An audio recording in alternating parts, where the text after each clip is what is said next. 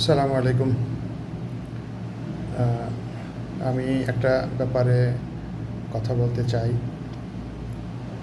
অবশ্য এটা আমার ব্যক্তিগত ধারণা। সেটা হলো আমি মনে করি বিএনপি তার জনপ্রিয়তা অনেক হারাবে এবং বিএনপি যদি সঠিক পথ বেছে নিতে না পারে তাহলে বিএনপির অবস্থাও অনেকটা আওয়ামী লীগের মতোই হবে বলে আমার বিশ্বাস।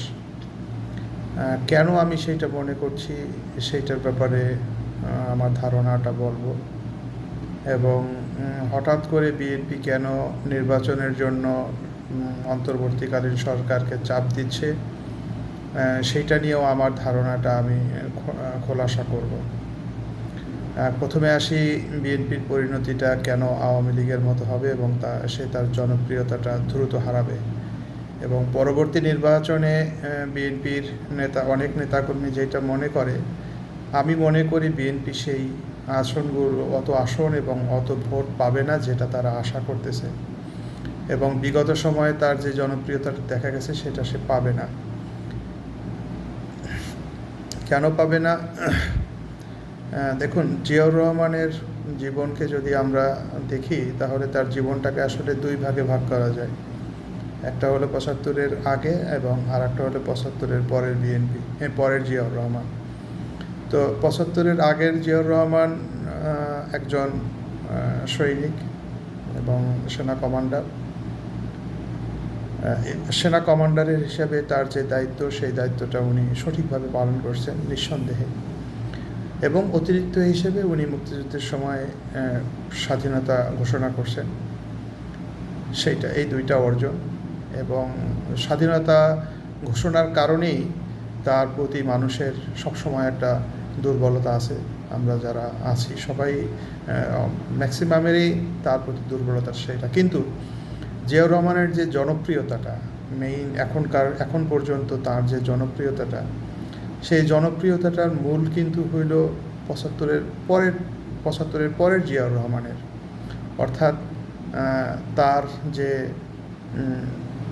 অ্যাক্টিভিটি, তার যে কর্ম, সেই কর্ম দিয়েই কিন্তু জিয়াউর রহমান আজকে এত জনপ্রিয়। জিয়াউর রহমানের যেই কর্ম সেটাকে এখনো পর্যন্ত বাংলাদেশের কোনো রাজনীতিবিদ অতিক্রম করে যেতে পারেন নাই।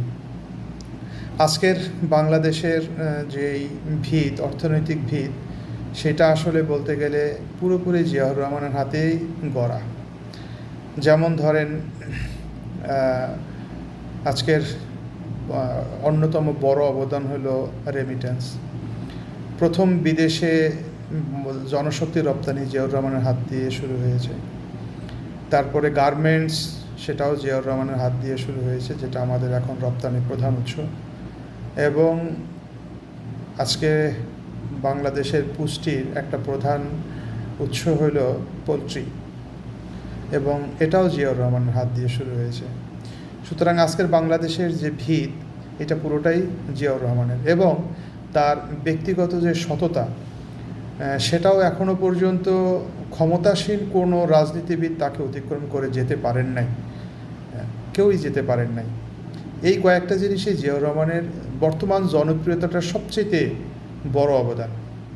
কিন্তু বিএনপি এই জিয়াউর রহমানের কর্মী, জিয়াউর রহমানের এবং জিয়াউর রহমানের কর্মকে হাইলাইট না করে বিএনপি তাকে বেশি হাইলাইট করে এবং করছে হলো স্বাধীনতার ঘোষণা নেওয়া।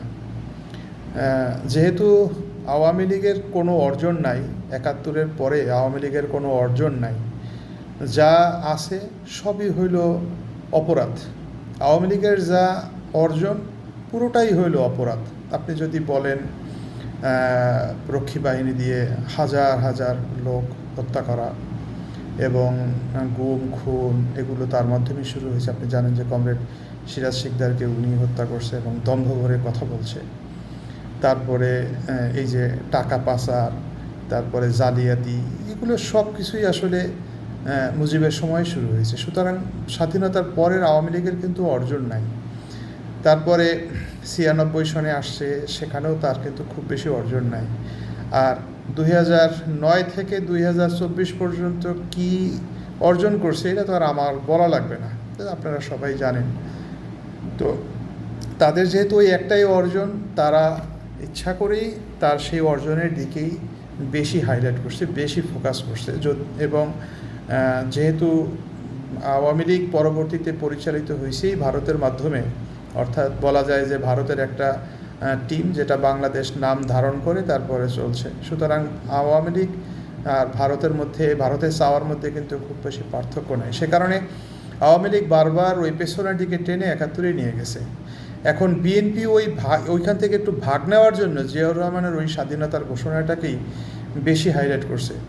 কিন্তু জিয়াউর রহমানের সবচেয়ে উজ্জ্বল যে অংশটা, সেটাকে বিএনপি হাইলাইটও করে নাই, ধারণও করে নাই, মানে ধারণও করে না। সেই কারণে এখনকার যেই প্রজন্ম, তারা কিন্তু ওই 71 নিয়ে আর খুব বেশি পড়ে থাকবে না। কারণ তার দরকার চাকরি, তার দরকার ভালো একটা আয়। সে এখন সোশ্যাল মিডিয়ার যুগ, এখন বলে অনলাইনের যুগ। সে সারা পৃথিবীর দেখে, লাক্সারিয়াস লাইফ দেখে। সেও কিন্তু তার একটা স্বপ্ন দেখে। মোটামুটি পৃথিবীর সব মানুষই, পারুক আর না পারুক, সবারই একটা লাক্সারিয়াস স্বপ্ন থাকে। সো যুবক সমাজও কিন্তু ওই স্বপ্নটা দেখে। কিন্তু এটা অর্জন করতে গেলে তার দরকার কর্ম, তার দরকার কাজ, তার দরকার চাকরির অপরচুনিটি। সে কারণেই সে আর ওই 71-71-এর দিকে খুব বেশি ফিরে যাবে না। এখন যে কর্মী জিয়াউর রহমানেরকে যদি বিএনপি হাইলাইট করতো, তাহলে যে বিএনপির জনপ্রিয়তা ধরে রাখতে পারতো। কিন্তু বিএনপি চলে গেছে ওই 71-এর দিকে। এখনও তারা ওইটাকেই বেশি হাইলাইট করে, যে কারণে ওইটার তো কোনো উর্বরতা নাই। যে আর 71-এর দিকে মানুষ আর ফিরেও যাবে না। এখন যখন দেখছে যে সাধারণ মানুষ, মানে বিশেষ করে ছাত্ররা বা যারা করছে, দেখছে যে তাদের কর্মটা বাড়ে না, এবং ওই 75-71-এ পড়ে থাকলে তার খুব বেশি লাভও হয় না, তার ব্যক্তিগত কোনো লাভ হয় না। এবং যখন সে বুঝতে পারছে যে হাসিনা স্বাধীনতাটাকে প্রায় বিক্রি করে দিবে, সে কিন্তু রক্ত দিয়ে স্বাধীনতাটাকে রক্ষা করে ফেলছে।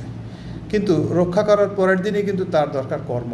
যে কারণে দেখা গেছে যে ধরেন শ্রমিকরা আন্দোলন করছে, আনসার আন্দোলন করছে। তারপরে যেহেতু চাকরি নিয়ে, কোটা উঠানো নিয়ে আন্দোলন হয়েছে, সুতরাং ওটা তো থাকবে না, এটা তো সবাই জানে। বাট এই যে আন্দোলন, শ্রমিক আন্দোলন বা আনসারের আন্দোলন, আনসারেরটা যদিও সাজানো, শ্রমিকেরটাও কিছুটা সাজানো আছে, কিন্তু সে কিন্তু তার পকেটের টাকাটা বাড়াইতে চায়। কিন্তু বিএনপির কিন্তু সেই রকম নাই।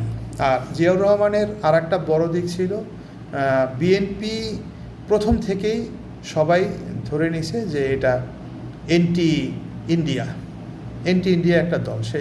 আর এন্টি ইন্ডিয়া যারা আছে সাধারণ মানুষ, সবাই বিএনপির ছাতির নিচেই সবাই চলে আসছে। বাংলাদেশি জাতীয়তাবাদ এটা কিন্তু এরশাদও হাইলাইট করছে। কিন্তু এরশাদ যেহেতু ভারতের পক্ষে ছিল, মানুষ এরশাদের পক্ষে আর বেশি দিন থাকে নাই, সবাই চলে আসছে। আর আওয়ামী লীগের প্রতি ঘৃণা এই গত 15 বছর, যে কারণে বিএনপির জনপ্রিয়তাটা অনেক বাড়ছে। কিন্তু যখন 5ই আগস্টের বিপ্লবের পরে সাধারণ মানুষ কি দেখতেছে?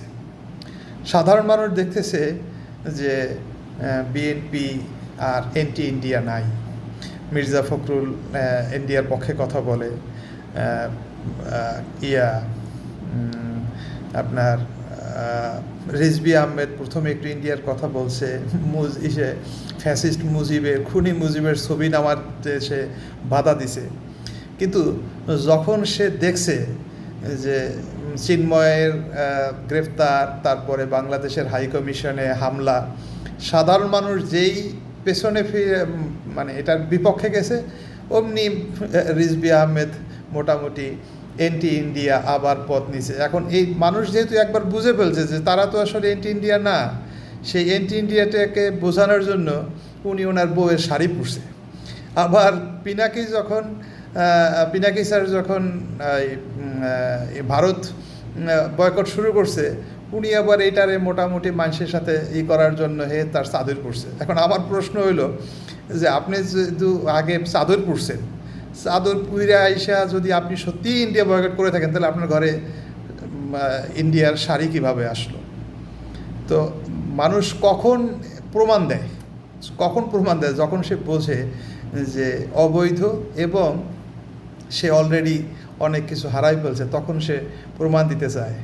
যেমন মানে যখন মানুষ পরকীয়া করে ধরা পড়লে তখন একটা নিজের প্রমাণ করার লাগে, ঠিক একইভাবে এরকম একটা করছে। আর এখন যেরকম মানে নেতাকর্মীরা, বিএনপির নেতাকর্মীরা যেরকম মিডিয়াতে আসতেছে, সাধারণ মানুষের সাথেও আমি কথা বলে দেখেছি যেভাবে তারা এই কি বলে যে চাঁদাবাজি, তারপরে আওয়ামী লীগ যতগুলো অপরাধ করতেছে সবগুলো অপরাধই তারা শুরু করছে। এখন এই অপরাধটাকে তারেক রহমান বলতেছে যে তাকে উনি প্রশ্রয় দিবে না, উনি কঠোর হবে, কাউকে কাউকে দল থেকে বহিষ্কারও করছে। তাতে কি এটা ঠেকে আছে? ঠেকে কিন্তু নাই। এখন ঠেকে নাই কেন? তারেক রহমান তো জানতেন যে এরকম ঘটনা ঘটবে, তাহলে তার নেতাকর্মীদেরকে কিভাবে করবে সেই পথ কিন্তু উনি বাতলাই দেন নাই। এখন সাধারণ মানুষ এই জিনিসগুলোতে আস্তে আস্তে অতিষ্ঠ হয়ে যাচ্ছে। তখন একটা সময় যখন আসবে যে মানুষ দেখবে আওয়ামী লীগের নেতাকর্মীদের সাথে অথবা লীগের সাথে ছাত্র দলের খুব বেশি নাই, পার্থক্য নাই, তখন কিন্তু মানুষ এগুলো বলবে এবং সে দেখা যাবে যে আর একটা পথ খুঁজবে, যে বিএনপির বিকল্প। এখন আগামী জানুয়ারিতেই হয়তো আরও কয়েকটা দল চলে আসবে, যেমন নাগরিক মঞ্চ চলে আসবে। তো যখন চলে আসবে তারা যখন এই জিনিসগুলো হাইলাইট করবে তখন এগুলো আরও বড় রকম সমস্যা তৈরি করবে। সে কারণে আস্তে আস্তে বিএনপি জনপ্রিয়তা হারাবে। আবার যখন নির্বাচন শুরু হবে বা নাগরিক মঞ্চ বা অন্যান্য দল যারা আছে, সেখানে আমি দেখছি যে বাংলাদেশের অনেক মেধাবী মানুষ ওখানে অংশগ্রহণ করছে। যখন নির্বাচন চলে আসবে তখন কিন্তু তারা এই মেধাবী মানুষগুলো এমন কিছু প্রশ্ন বিএনপিকে করবে, আমার ধারণা বিএনপির সেই রকম নাই, প্রস্তুতি নাই, এই প্রশ্নগুলোর উত্তর দিতে পারবে না। যখন এই প্রশ্নগুলোর উত্তর দিতে পারবে না এবং এগুলো মিডিয়াতে চরম হাইলাইট হবে, কারণ আওয়ামী লীগ কিন্তু এগুলোকে হাইলাইট করার জন্য চেষ্টা করবে, তারপরে অন্যান্য যারা আছে সবাই হাইলাইট করার চেষ্টা করবে। যখন এগুলো চলে আসবে, এগুলোকে বিএনপির বড় বড় নেতারা যখন এগুলোকে করতে পারবে না, ঠেকাতে পারবে না, তখন দেখা যাবে যে কিছু অতি উৎসাহী নেতাকর্মী এইসব লোকদেরকে মারবে। যখন মারবে তখন এই অলরেডি আপনারা দেখতেও পাচ্ছেন যে বিভিন্ন জায়গায়, এবং আমি শুনলাম যে নাগরিক মঞ্চের কোনো জায়গাতে তারা মারামারি করছে। সেই হিসেবে যখন মারামারি করবে তখন মানুষ বলবে যে বিএনপি আর আওয়ামী লীগের মধ্যে কোনো পার্থক্য নাই, তাই আওয়ামী লীগ যেই পথে গেছে বিএনপিও সেই পথে যাবে। সে কারণে বিএনপির থেকে বাংলাদেশের মানুষ মুখ ফিরিয়ে নিতে পারে বলেই আমার ধারণা। সরি। এবং অলরেডি তার কিছু আমি অনেক জায়গাতে ফোন করে দেখেছি, কথা বলে দেখেছি যে মানুষ এটাকে পছন্দ করতেছে না, কিন্তু নেতাকর্মীদেরকে তো কোনো মানে করতে পারতেছে না। আবার বিএনপি যেই জিনিসগুলো দিয়ে এতদিন খুব বেশি জনপ্রিয় ছিল, সেইটা যেমন ধরেন যে এন্টি ইন্ডিয়া, এখনকার বাংলাদেশের মানুষের মধ্যে সবচাইতে বড় যেই জিনিসটা সেইটা হলো এন্টি ইন্ডিয়া। এখন এন্টি ইন্ডিয়াতে থেকে বিএনপি অনেকটা সরে গেছে। যেমন ধরেন তারা প্রতিবাদের ক্ষেত্রে খুব স্লো, তারপরে ইসের ক্ষেত্রে খুবই স্লো, অথচ নাহিদ, আসিফ, মাহফুজ তারা কিন্তু প্রথম আলোর মিটিংয়ে যায় নাই। এইটা দিয়া অনেক কিছুই বুঝাই ফেলছে যে বাংলাদেশে সবাই জানে, যারা মোটামুটি শিক্ষিত বা বুদ্ধিমান, যারা রাজনীতি এবং সব কিছু নিয়ে টুকটাক খবর রাখে, তারা জানে আসলে প্রথম আলো, ডেইলি স্টার আসলে বাংলাদেশের কোনো পত্রিকা না। প্রথম আলো এবং ডেইলি স্টারটা আসলে ভারতের এবং ভারতের স্বার্থের জন্য একটা মুখপাত্র বাংলাদেশে। তো সেখানে কিন্তু মাহফুজরা, নাহিদরা না গিয়া মানুষের মধ্যে দিছে যে না, যেহেতু আমরা ওইটাকে বয়কট করছি, সুতরাং এন্টি ইন্ডিয়ার ফোকাসটা তারা কিন্তু নিয়ে নিবে, বা এটা যেই দলই করুক সেই দলই নিয়ে নিবে। আবার বিএনপি এখনও পর্যন্ত যদিও 31 দফা দিছে, কিন্তু এখনও পর্যন্ত কোনো প্ল্যান করতে পারে নাই। আবার বিএনপির যত নেতাকর্মী আছে বা তারেক রহমান সাহেব যারা যারা বড় বড় আছেন, মোটামুটি সবার কেস থেকেই ওনারা মুক্তি পেয়ে যাচ্ছেন। হ্যাঁ, কিন্তু বিডিআর হত্যা নিয়ে কোনো কমিশন হবে না, এবং প্রথমে বলছিল যে তদন্তও আবার নতুন করে হবে না, কিন্তু কোনো কমিশন হচ্ছে না।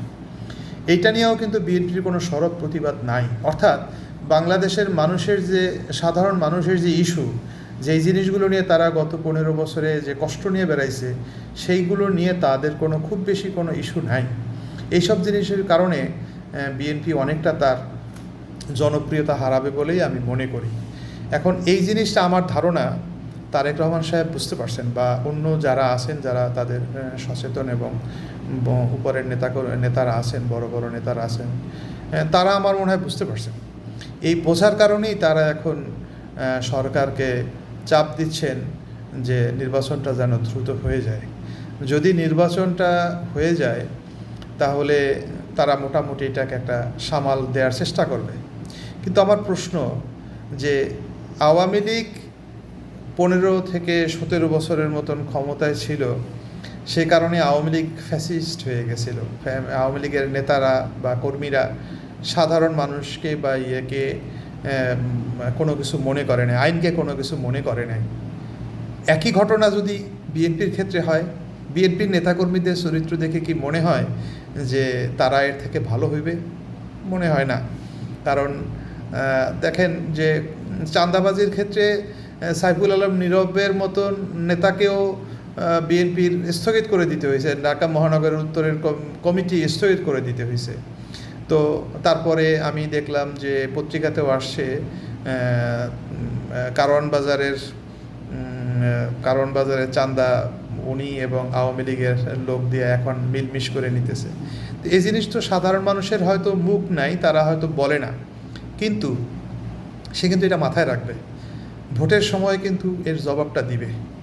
হ্যাঁ, আমার মনে আছে 2001-এর নির্বাচনের সময়ে আমি যেখানে ছিলাম সেটা ছিল কামাল মজুমদারের এলাকা, এবং মিরপুরের সবাই জানে যে কামাল মজুমদারের সন্ত্রাসের কী অবস্থা ছিল। তো 2001-এর নির্বাচনে আমি এবং আমার চাচা দুইজনে কিন্তু নৌকার কার্ড নিয়ে ভোট দিতে গেছি, কিন্তু ভোট দিছি ধানের শেষে। তো এই সব বিবেচনা করে আমি মনে করতেছি যে বিএনপি একদিকে আওয়ামী লীগের পথে হাঁটতেছে, অর্থাৎ আওয়ামী লীগ বিএনপি মৃত্যুর দিকে ধাবিত হচ্ছে, আর একদিকে তারা এই দিকটাতে এটাকে তাদের যে জনপ্রিয়তা হারানোর যে ভয়, যদি বেশি দেরি করে বা সব সংস্কার করে যদি নির্বাচন দেয় তাহলে তারা অনেক ভোট হারাবে। সেই কারণে তারা প্রেশার ক্রিয়েট করতেছে যে তাড়াতাড়ি নির্বাচন দেওয়ার জন্য। আর আমার মনে হয় আরও একটা ক্ষেত্রে বিএনপির আছে, সেটা হলো যে এতদিন বিএনপি এন্টি ইন্ডিয়া এনেছে। এখন আওয়ামী লীগ যদি না থাকে তাহলে তো এন্টি ইন্ডিয়া তাদের কোনো থাকে না, যে কারণে সেইটা যদি না থাকে তাহলে সে কিভাবে রাজনীতি করবে, এই অপশনটাও সে আসলে এখনও পর্যন্ত ভাইবা পায় নাই, অথবা হিসাব করে পায় নাই। সে কারণে তারা এইটার ক্ষেত্রে একটু চিন্তা করতেছে। আবার কাজের ক্ষেত্রে, ধরেন মেধার ক্ষেত্রে তারা পিছিয়ে গেছে। যেমন অলরেডি বিএনপির মহাসচিব সাহেব বলছেনও যে আমরা জামাতের সাথে পেরে উঠতেছি না, কারণ তাদের যে ডিভাইস, তাদের যে টেকনোলজি এবং তাদের যে সিন্ডিকেট করে তাদের যে প্রচার, এই জিনিসগুলোর সাথে আমরা পেরে উঠতেছি না। তো এই সব জিনিসগুলোর ক্ষেত্রে বিএনপির নেতাদের যারা সিনিয়র নেতা আছেন, এগুলো নিয়ে তাদের এতদিন ভাবনাও ছিল না। এবং আমি দেখতে পাইছি যখন বিএনপির পক্ষে অনেকেই লিখতেন না, তখন অনেক মানুষ সাহস করে বেশ কয়েকজন লোক লিখছে। ইদানিং তারা কোনো না কোনো কারণে আহত হয়ে এখন দেখতেছি তারা অনেকটা নিষ্ক্রিয়, আবার অনেকে সেইভাবে আর লিখছেন না। এবং আমি কয়েকজনের সাথে ব্যক্তিগতভাবে আলাপও করছি, তারা বিএনপির নেতাকর্মীদের কার্যক্রমে তারা খুবই শক্ট। যেই গত 15 বছর তারা যে কষ্ট করছে বিএনপির নেতাকর্মীরা, সেই কষ্টটাকে তারা মনে না কইরা এই ক্ষেত্রে মানে সেই আওয়ামী লীগের পথটাই তারা বাইসা নিতেছে বলে সে কারণেও তারা শক্ট এজন্য তারা বেশি আর ওই আগের মতন সক্রিয়ভাবে নাই। তো এইসব জিনিসগুলো বিবেচনা করে আমার কাছে মনে হচ্ছে যে বিএনপি হাইকমান্ড যেটা মনে করতেছে ততটা ভোট বা ততটা তারা পাবে না। এইটা হলো আমার ধারণা।